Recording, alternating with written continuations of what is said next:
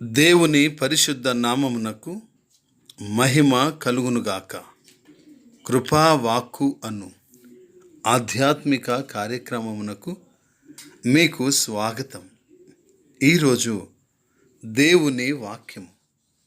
ప్రభువు కన్నులు నీతిమంతుల మీదను, ఆయన చెవులు వారి ప్రార్థనల వైపునను ఉన్నవి గాని ప్రభువు ముఖము కీడు చేయు వారికి విరోధముగా ఉన్నది.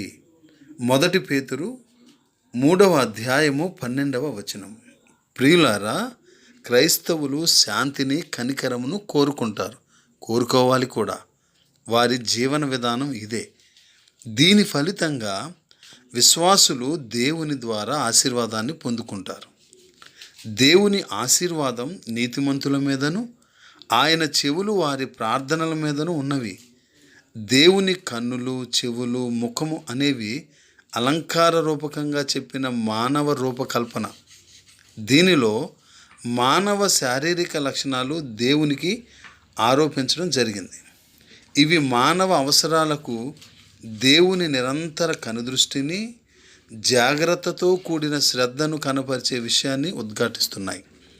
అంతేకాదు ప్రియులారా, తెలిసి కీడు చేయు వారికి ఆయన ముఖము ఎప్పటికీ విరోధమే. గనుక ఆలోచిద్దాం.